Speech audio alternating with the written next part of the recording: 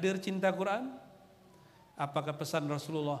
Autiru, berwitirlah wahai pencinta Quran, wahai keluarga Quran, walau birakaah, walaupun satu rakaat. Maka innallaha witrun yuhibbul witra. Allah itu esa, suka bilangan-bilangan yang esa, yang ganjil. Ya. Jadi kalau berkenan, mau mengikuti kerohanian Abah Guru, salah satu amalan beliau setiap malam adalah berwitir. Itu yang saya tahu. Setiap malam walaupun satu rakaat, nggak sanggup berdiri duduk, nggak sanggup duduk tidur. Kalau nggak sanggup nanti saya sholatin. Ya, jadi dua ini aja pesan kami. Ya, jangan tunggu bulan Ramadan nanti kecapean kakinya, kecapean baca Qurannya. Mulai hari ini, mulai bulan ini kita mulai cicil baca Quran, disiplin, orang disiplin cari dunia dari jam 8 pulang jam berapa Pak? Jam 4. Adakah yang disiplin cari akhirat? Berapa jam itu? Jam 8 sampai jam 4 itu berapa jam? 8 jam. Adakah di antara yang hadir ini mencari akhirat 8 jam? Ada nggak? Sehari? Kan nggak ada. Gimana mau jadi wali? Wali murid bisa. Jadi wajar kenapa kita tidak bisa mengejar kerohanian guru-guru kita terdahulu. Wajar. Ya, karena kita tidak sanggup. Sebuah hadis yang diriwayatkan Imam Bukhari dari Sayyidah Aisyah, hadisnya sudah masyhur. Innallaha yuhibbul amala al-mudawam wa in qalla.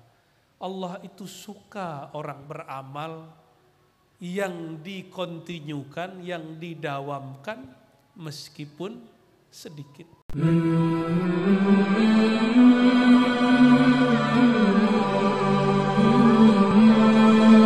Hikam kita, hikmah Imam Ibnu Athaillah As-Sakandari yang akan kita urai secara singkat pada siang yang berkah ini, di tempat yang malam tadi kita berhaul untuk Al-Arif Billah Syekhuna Muhammad Zaini bin Abdul Ghani wa huwa aidan Kusyair. Kita kirimkan Al-Fatihah untuk beliau dan pengarang kitab hikam, wabil khusus Sayyidina Muhammad sallallahu alaihi wasallam. Al-Fatihah.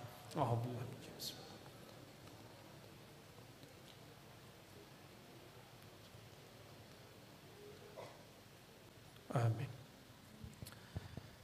Hikam kita yang kedua, bunyinya dia agak panjang, saya ringkas aja. Irada kutukat tajrid ma iqamatillahi iyyaka fil asbab minasyahwah al-khafiyah.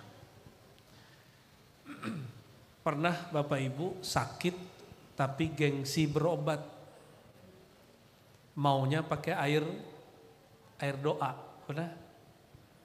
Ya, supaya disebut orang soleh, nggak mau datang ke dokter. Pernah begitu? Apalagi ustadz. Nah, ustadz sering begitu, gengsi. Apa kata Imam Athaillah? Engkau menginginkan tajrid. Apa arti tajrid? Tajrid itu memutus sebab akibat. Sedangkan engkau masih dalam hukum sebab akibat. Itu tanda apa? Tanda ada syahwat, keinginan yang tersembunyi di dalam dirimu, keinginan negatif. Seharusnya berobat ke dokter, tapi mintanya air doa. Tidak mau berobat ke dokter, lain cerita. Dia ke dokter iya, minta air doa iya, bagus. Tapi air doa aja tidak mau ke dokter. Itu ciri-ciri apa? Ingin disebut tawakal. Di hatinya terbayang ingin disebut tawakal. Kalau duduk sama Pak Bandi hati-hati. Mana Pak Bandi? Ya, nggak mau lagi pegang tasbih. Kata Pak Bandi, norak. Hari gini pegang tasbih. Supaya apa? Supaya disebut wali. Kalau Pak Bandi mah urusan dia ya enggak? Iya Pak Bandi ya. Tapi kita kalau belum jadi wali, jangan ngomong begitu. Wali-wali Allah itu dia beribadah dengan setiap nafasnya. Nafas naik ingat Allah, nafas turun naik ingat Allah. Kalau kita apa? Naik tak ingat, buang lebih tak ingat. Sehingga kita ini masih butuh asbab, butuh pegang tasbih. Masih perlu kepala sujud di atas sajadah, masih perlu. Kalau orang-orang tertentu, ada seorang Habib di Pulau Jawa, dia majzub. Subuh-subuh tidak terlihat sholat di surau musola dilanggar. Curigalah muridnya ini. Ini Habib tidur kali. Dibuka pintu ternyata lagi sholat. Ada 3 pintu dia buka, mungkin lebih. Kok masing-masing ada dia? Di sini lagi sholat, di sini lagi zikir, di situ lagi baca Quran. Kok bisa begitu? Kalau Allah ingin menunjukkan kebesarannya bisa begitu. Masih ingat Uwais Al-Qarni? Kalau nggak percaya sama yang sekarang, yang dulu deh. Ini bukan khurafat, ini hakiki. Uwais Al-Qarni hendak berangkat ke haji umroh, tiba-tiba ibunya berkalam, wahai Ananda Uwais, kalau engkau berangkat ibumu dengan siapa? Tapi yang dia dengar bukan ibunya yang ngomong, yang dia dengar itu kalam dari Nur Sayyidina Muhammad sallallahu alaihi wasallam. Karena ada ayat wa wasainal insana biwalidayhi ihsana. Aku wasiatkan kepada kalian wahai manusia agar ihsan. Ihsan itu mengorbankan segala kebaikan untuk orang tua. Akhirnya Uwais yang dilihat bukan fisik ibunya, yang terlihat Allah berwasiat, Rasulullah memancarkan cahaya. Akhirnya beliau batalkan pergi haji dan umroh. Semua bekal diberikan kepada tetangganya yang menangis tidak jadi berangkat. Mereka akhir berangkat. Tapi sampai di Mekah, tetangganya ini lihat Uwais sudah dahulu tawaf. Itu siapa? Maka kejadian-kejadian seperti ini sudah terjadi sejak zaman sahabat Nabi sallallahu alaihi wasallam. Ya. Nah, kalau orang-orang begini kita nggak usah suuzon, buruk sangka. Nggak terlihat di mata kita dia ibadah, bukan berarti dia nggak ibadah. Ya. Maka Imam Al-Hasan Al-Basri, Imam Junaid Al-Baghdadi, setelah jadi wali pun masih pegang tasbih. Punya tasbih Bapak Ibu. Nggak usah malu pegang tasbih, pegang aja. Saya nggak mau disebut riya. Terus mau disebut apa? Akhirnya ada orang tidak mau bawa tasbih supaya disebut ikhlas. Supaya disebut ikhlas itu namanya syahwat tersembunyi. Jadi syahwat terbagi 2. Ada syahwat yang zahir, itu syahwat makan, syahwat minum, syahwat berkuasa, syahwat popularitas, syahwat gaji, ya benar ya? Syahwat lawan jenis, jangan sampai syahwat sesama jenis. Itu syahwat zahir. Kalau lapar, syahwatnya apa? Makan. Kalau jauh dari pasangan, syahwatnya ingin bertemu, bergaul. Itu syahwat zahir, tampak. Ada syahwat tersembunyi yang tadi, ingin disebut ikhlas, tidak mau pegang tasbih. Ingin disebut wali, tidak mau menzohirkan sholat. Hati-hati. Kalau wali beneran nggak perlu begitu. Ya. Kita ada guru di satu wilayah di Pulau Jawa juga. Beliau bukan Habib. Terima tamu. Sudah masuk jam sholat, tamunya belum berangkat. Beliau menghormati tamu. Tapi ada separuh di belakang, tamu keluar.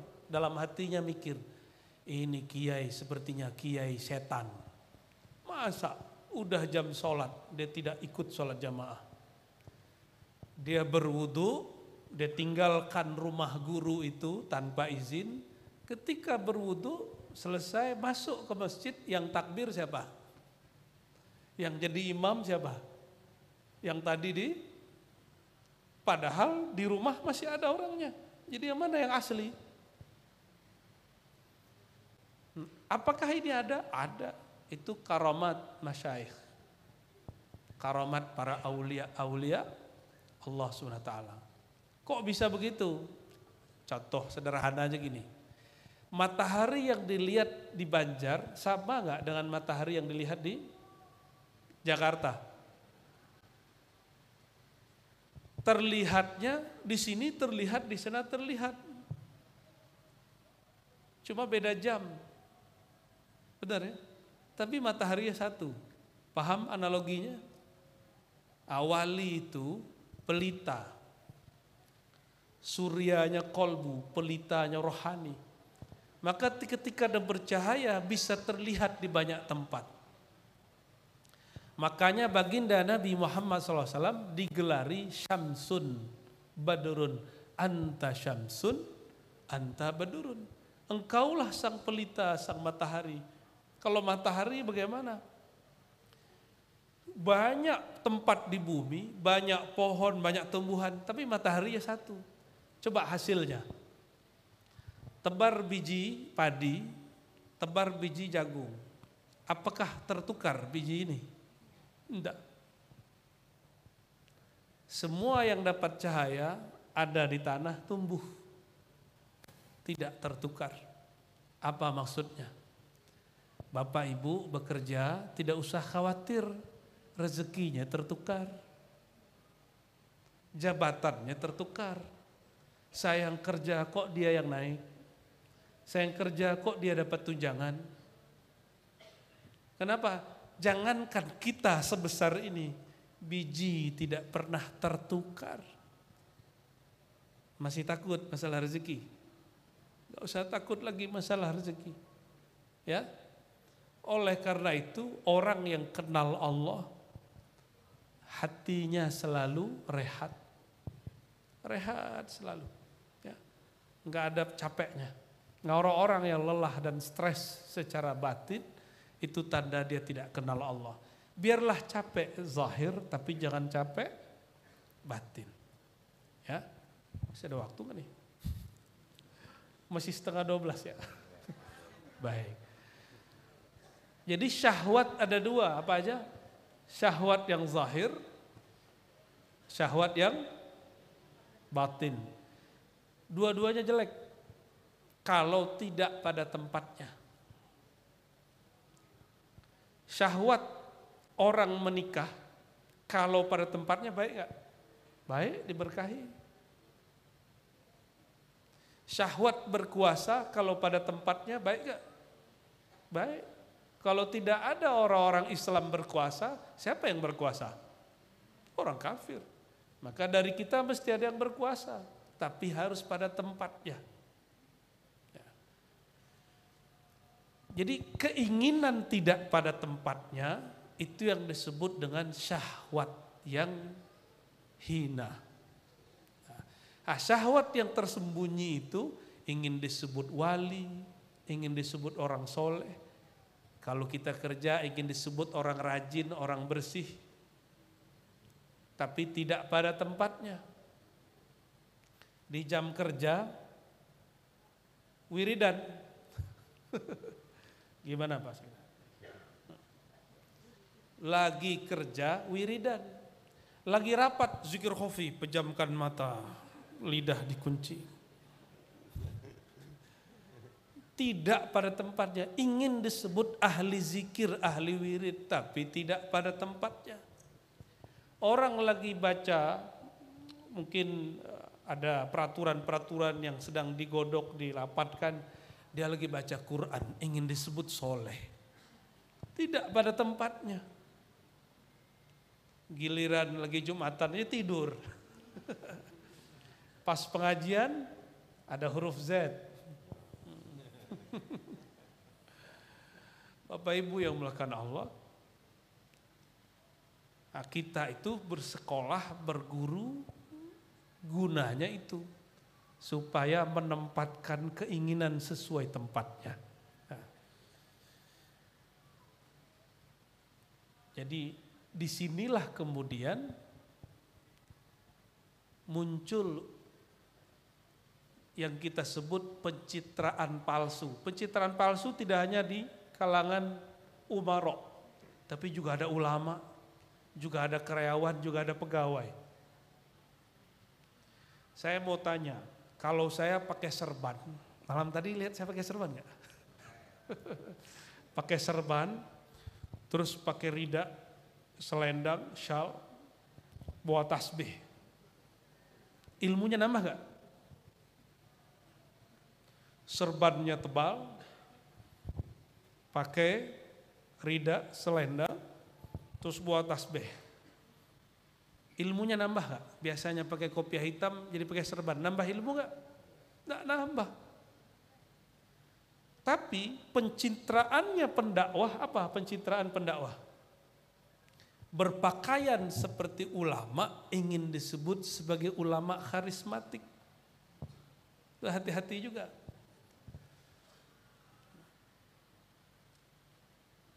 Berpakaian ulama, berpakaian habaib, menirukan mereka, ingin disebut seperti mereka. Kalau ada tamu datang pakai serban begitu, oh Habib, Habib, Habib, benar gak? Dipanggil orang Habib, Kiai, Kiai, dicium tangan sama orang. Coba beri mic kepada dia, suruh dia bicara. Disitulah ketahuan ini orang alim atau tidak. Kenapa? Alim itu bukan standar baju, bukan standar serban. Alim itu kualitas kolbu. Maka disebutlah di dalam ungkapan para ulama, ini bukan hadis, qalbul mu'min arsyullah, qalbul mu'min baitullah. Kolbunya orang beriman itu istananya Allah, arasnya Allah. Kolbunya orang beriman tempat mengingat Allah. Jadi kolbu yang seperti ini yang harus dirawat. Jadi tidak ada namanya pakaian orang alim harus begini, enggak. Cuma dalam ilmu hadis dulu kalau ada ahli hadis copot kopiah, itu dulu dipertanyakan hadisnya. Dulu saya punya guru hadis 2 orang jarang pakai kopiah. Saya tanya, belum saya tanya, dia ngomong zaman sudah berubah. Zaman sudah berubah. Nah, jadi syahwat tersembunyi ini itu untuk para ustadz seperti itu. Guru kiai pakai tongkat kan bagus, tapi supaya disebut kiai karismatik pakai tongkat, no, itu syahwat tersembunyi. Supaya disebut kiai aswaja, kiai tasawuf, nukil kitab ini, kitab ini, kitab ini, supaya disebut orang alim ahlus sunnah. Ya, hati-hati, ini untuk para ulama, para kiai, para penceramah. Menyebutkan kitab bukan untuk gagah-gagahan, tapi menunjukkan bahwa kita berilmu itu ada dasarnya, bukan nama-nambah itu. Jadi kadang-kadang terbersit. terbersit di sini, ingin disebut orang alim. Kalau orang bekerja apa? Ingin disebut jujur, rajin, benar nggak? Nah, contohnya gini, saking rajinnya bilang ke atasan, maaf Pak, mata saya perih, malam tadi begadang. Ngapain? Ngerjain proposal yang disuruh Bapak. Oh, menyebutkan aktivitas kita untuk menarik orang biar disebut rajin. Itu syahwat tersembunyi, ini harus dibersihkan. Itu yang disebut carmuk. Tahu carmuk? Cari muka, dapat muka monyet. Jangan, gak usah. Kerja itu apa adanya. Orang-orang yang didekati di dunia itu orang kaya. Kaya itu ada 3. Kaya ilmu, kaya harta, kaya kuasa. 3 aja. 3 ini yang boleh dicari mukanya cuma yang pertama, yang berilmu. Maka cari muka guru boleh. Cari muka depan guru boleh. Kenapa? Karena guru kalau ingat wajah kita, dia akan ingat sampai akhirat. Tapi kalau orang kaya kedua dan ketiga, gimana? Orang cari muka di depan dia karena orang ini ada harta atau ada kuasa. Ya, paman berapa tahun lagi Pak Sekda? 2 tahun atau 4 tahun. Nanti kita lihat siapa yang betul-betul teman paman, siapa yang bukan teman paman. Setelah berkuasa siapa yang bersama beliau? Masih sama beliau kan? Contoh aja. Contoh aja. Kalau Imam Ahmad lebih ngeri ngomongnya Imam Ahmad. Apa kata Imam Ahmad bin Hambal? Ciri-ciri orang yang dikasihi Allah, meninggalnya rame apa enggak? Bener. Beliau meninggal, itu mirip kayak malam tadi. Ini baru haul, gimana beliau wafat waktu itu. Itu orang 1 kilo di ujung sana udah gak bisa ke kuburannya Imam Ahmad. Sekedar ngucapin, akhirnya seperti istilam di Ka'bah. Assalamualaikum Syekh Imam Ahmad, begitu mereka. Di sini sudah berbaris gantian, sekedar mau baca salam, mau baca kulhu ke Imam Ahmad radhiyallahu taala anhu, murid Imam Syafi'i. Mazhab kita kan mazhab Syafi'i, toh? Ya, mazhab Syafi'i. Imam Ahmad ini dulu tidak suka dengan sufi, nggak suka ahli tasawuf. Kalau ada ahli tasawuf dia ejek, orang jahil. Maka dia ngomong ke anaknya, la tujalisu as-sufiyah, jangan duduk bersama sufi, jahil. Suatu kali beliau ngaji dengan Imam Syafi'i, duduk-duduk ngaji santai. Jangan ngaji itu kan nggak perlu serius begini, ini wajahnya kan serius sekali nih. Imam Ahmad duduk-duduk santai, tiba-tiba lewatlah seorang sufi. Lewat seorang sufi. Ilmunya seperti ilmunya Mbah Guru lah barangkali. Kata Imam Ahmad kepada gurunya Imam Syafi'i, wahai Tuan Guru, izinkan saya nguji dia. Kata Imam Syafi'i, la taf'al, jangan coba-coba kamu uji mereka. Tapi dia bilang, apa-apa. Akhirnya dicobalah ini diuji. Imam Al-Qushairi dalam Ar-Risalah Al-Qushairah menceritakan kisah ini detail. Dipanggillah, wahai Tuan Sufi, apa pandangan engkau jika seorang sholat, seorang murid sholat, lalu dia lupa rokaatnya sudah 2 atau 3 kalau subuh. Tadi saking ngantuknya malam tadi haul, subuhnya salah rokaatnya. Gimana? Aman ya tadi subuh ya? Atau tadi subha? Subuh di waktu duha. Waduh. Itu canggih sekali, sholat duhanya berkunut. Apa pertanyaan Imam Ahmad? Tuan Syekh, Tuan Sufi, kalau ente emang wali, emang orang yang kenal Allah, kalau ada murid lupa subuh 2 atau 3 rakaat, harapannya Imam Ahmad, orang ini jawab menyebutkan, dalam hadis disebutkan begini, Rasulullah bersabda, itu harapan Imam Ahmad. Harapan siapa? Imam Ahmad. Ternyata dia nggak jawab begitu. Apa jawaban dia? Dia putar badannya, dia lihat Imam Ahmad.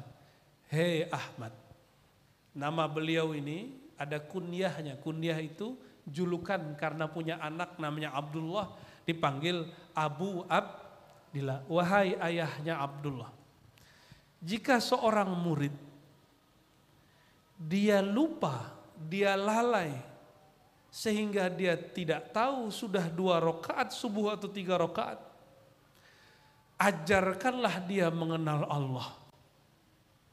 Karena si murid dia sholat, dia tidak tahu siapa yang dia sembah. Pingsan Imam Ahmad. Ini mungkin belum nyambung. Coba, kalau bapak-bapak ini sedang berhadapan dengan pimpinan, lupa mau nyodorin apa, yang disodorin apa. Harusnya A, lakukan B.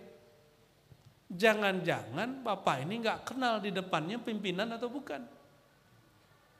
Ya, kalau di depan paman pasti grogi kan? Takut salah nggak? Takut salah, hati-hati. Tidak ada namanya pegawai, karyawan, ASN di depan gubernur, depan wali kota, di depan Pak Sekda misalnya. Terus lalai dia lagi di depan, nggak ada itu. Setahu saya nggak ada, kecuali dia pekerja baru.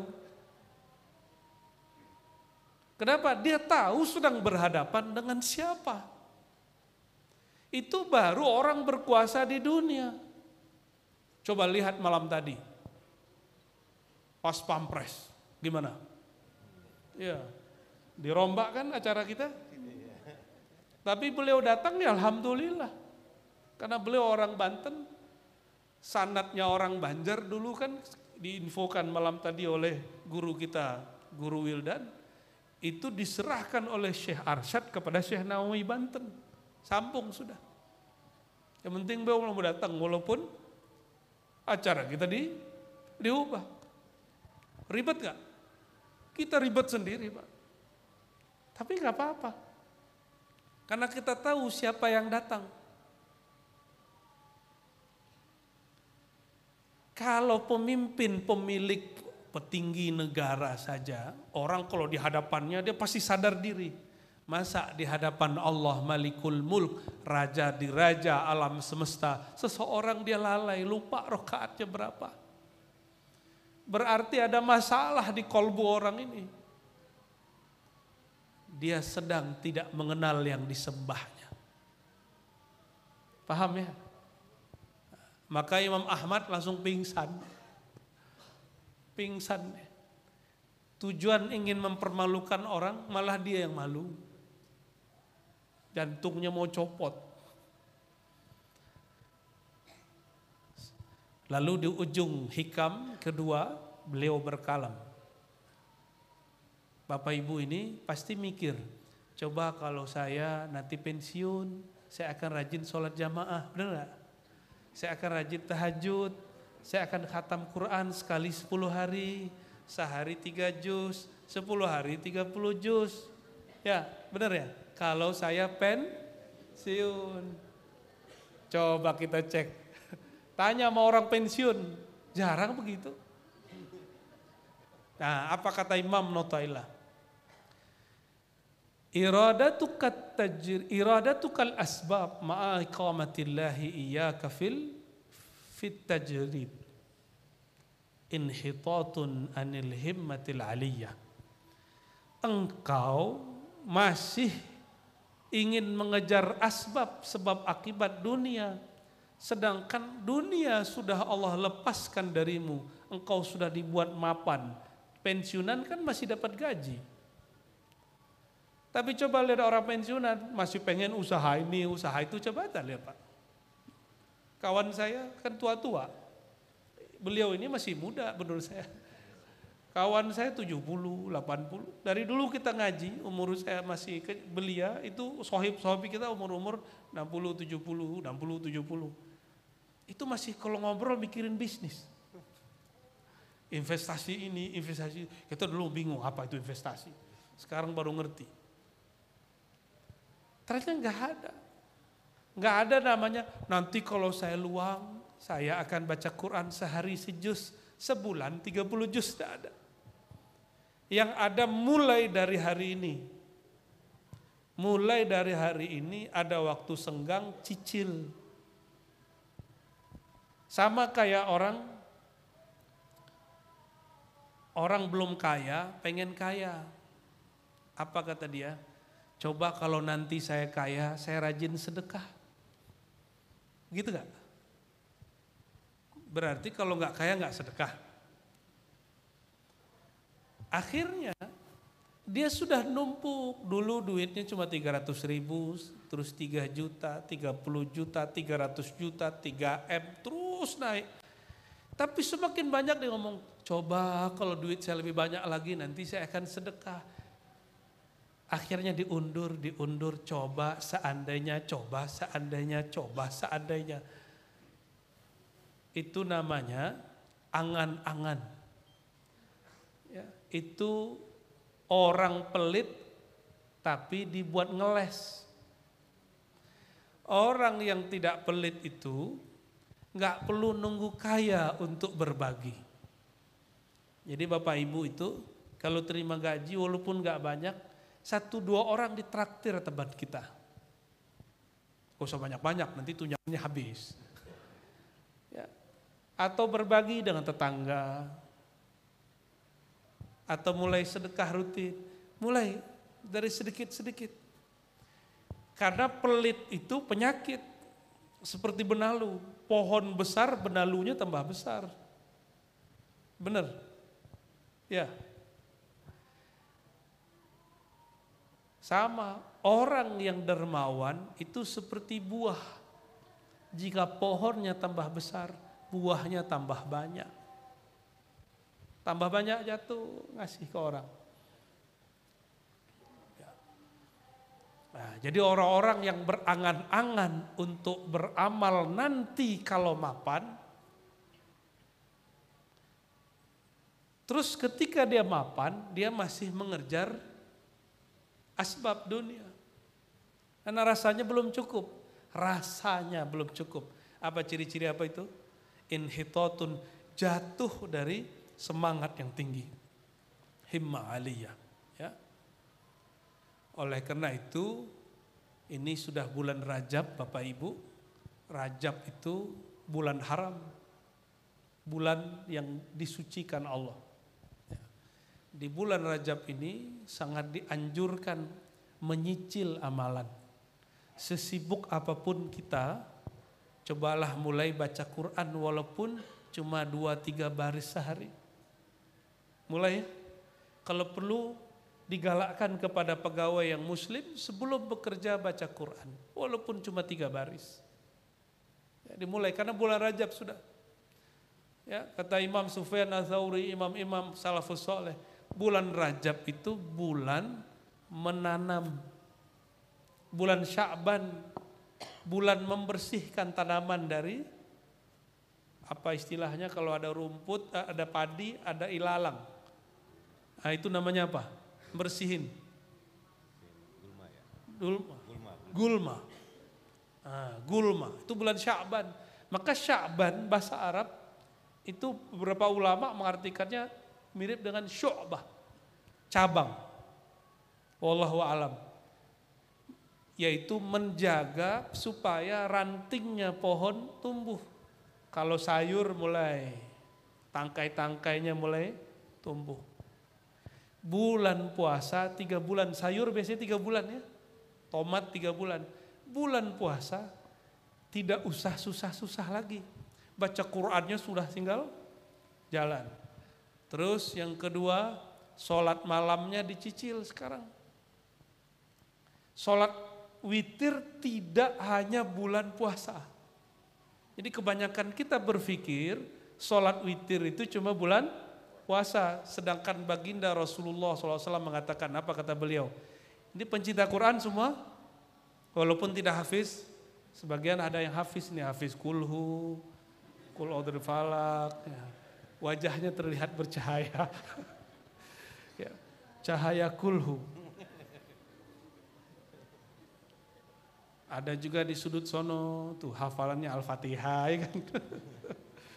Al-Hakumut Takasur lumayan ya. Ada juga yang lebih nih ya. Semakin banyak hafalannya masuk ke dalam kolbu, bukan hanya di sini, itu wajahnya itu kelihatan.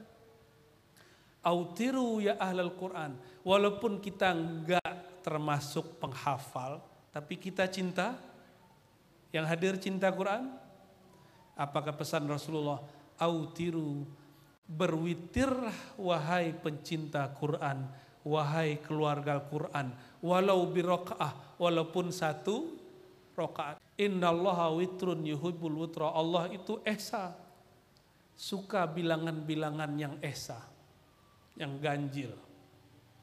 Ya, jadi kalau berkenan, mau mengikuti kerohanian Abah Guru, salah satu amalan beliau setiap malam adalah berwitir. Itu yang saya tahu.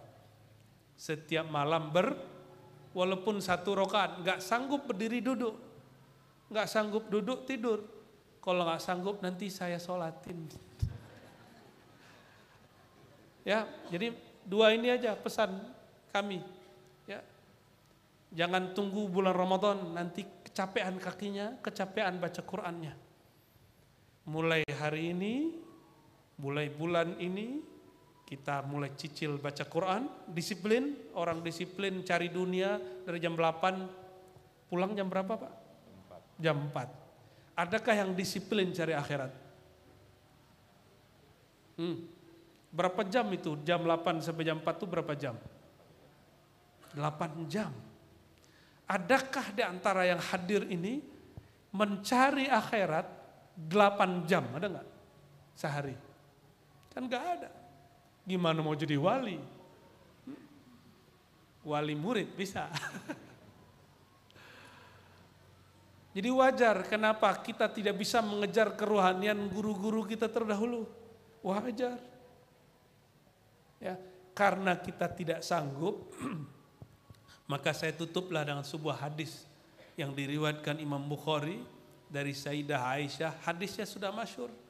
Innallaha yuhibbul amala al-mudawam wa in qalla. Allah itu suka orang beramal yang dikontinyukan, yang didawamkan meskipun sedikit. Karena ini hari Jumat, banyak-banyak sholawat. Saya paling sering bertemu rohani Rasulullah itu hari Jumat. Secara rohani. Ya, baik dalam keadaan mimpi ataupun dalam keadaan jaga. Jadi setelah ini siap-siap, ini jam 12, kita Jumat jam berapa Pak? 12.30 sampai di masjid langsung kejar sholawat. Siapa tahu nanti di Jumat keberapa Allah bukakan mata hati, mata pikiran, mata ruhani, diizinkan memandang nurnya Nabi Muhammad sallallahu alaihi wasallam. Mari kita tutup dengan baca Al-Fatihah, kita kirimkan untuk baginda Nabi Muhammad sallallahu alaihi wasallam dan guru kita, Abah Guru Sekumpul Syekh Al-Arif Billah Muhammad Zaini bin Abdul Ghani Ahmad Kushairi Al-Banjari As-Sammani. Al-Fatihah.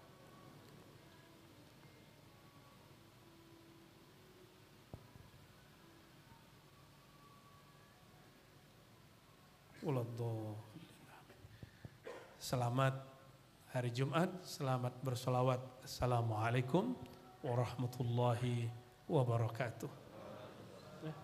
Doa, diminta doa. Mau doa? Astagfirullahaladzim. Allahumma ya Rahman ya Rahim ya Karim, salli ala Sayyidina Muhammad. Ya Allah yang memuliakan hari Jumat, yang memuliakan guru-guru kami, yang memuliakan Nabi kami Nabi Muhammad sallallahu alaihi wasallam. Salli ala Sayyidina Muhammad. Sampaikanlah ya Allah, meskipun kami sedang belajar-belajar mengenal Engkau dan Rasul-Mu ya Allah, salam cinta kami, rindu kami kepada baginda Rasulullah sallallahu alaihi wasallam. Allahumma ya Allah, ausil hubbana ila hubbika wa hubb man yuhibbuk. Ya Allah, sampaikan jualah ya Allah cinta kami kepada cinta Engkau, cinta kami kepada kekasih Engkau yang paling Engkau cintai, baginda Nabi Muhammad sallallahu alaihi wasallam. Allahumma ya Allah, Engkau mengatakan bahwa Nabi Engkau, Nabimu adalah rahmat kasih sayang bagi alam semesta. Maka ya Allah, pancarkanlah rahmat beliau sehingga masuk ke dalam akal fikiran kami, tembus ke dalam kolbu dan jantung kami, sehingga kami ya Allah menjadi hamba yang penyayang juga kepada makhluk-makhluk-Mu ya Allah. Allahumma ya Allah, di dalam kolbu kami ada kekerasan ya Allah, keras hati, berzikir tidak bergetar ya Allah, bersolawat tidak rindu ya Allah, bekerja kadang terasa kurang tulus ya Allah, sholat tidak khusyuk ya Allah, bersedekah kurang ikhlas ya Allah. Maka ya Allah, nawwir qulubana binuri ma'rifatik binuri nabiyyika Muhammad sallallahu alaihi wasallam. Maka ya Allah, lembutkan hati kami dengan kelembutan hati baginda Nabi Muhammad sallallahu alaihi wasallam. Allahumma ya Allah, bihaqqi nabiyyika Muhammad sallallahu alaihi wasallam, fashfa'na fid darain. Ya Allah, dengan kemuliaan baginda Nabi Muhammad sallallahu alaihi wasallam, maka berilah syafaat kami yang hadir siang ini, yang berhaul malam tadi, baik yang dekat ataupun yang jauh. Allahumma ya Allah, dengan hak Nabi-Mu ya Allah, maka berilah syafaat kami di dunia dan di akhirat. Izinkan kami ya Allah, walaupun sesaat di dunia, memandang kepada wajah baginda Nabi Muhammad sallallahu alaihi wasallam. Allahumma ya Allah, Allahumma ya muqallibal qulub, wahai yang membolak-balik hati kami. Hati kami selalu berubah ya Allah, selalu bolak-balik ya Allah. Karena ini sudah ketentuan Engkau ya Allah, maka bantulah, ubahlah hati kami kepada yang lebih baik ya Allah. Dari lalai kepada ingat, dari keras menjadi lembut, dari benci kepada cinta. Amin ya rabbal alamin. Rabbana atina fid dunya hasanah wa fil akhirati hasanah wa qina adzabannar. Berikan kami bahagia ya Allah di dunia dan akhirat. Wakhtim lana ya Allah bihusnil khatimah ya Allah, biha ya Allah ya biha ya Allah bihusnil khatimah. Wa sallallahu ala sayyidina Muhammad nabiyir rahmah rasulir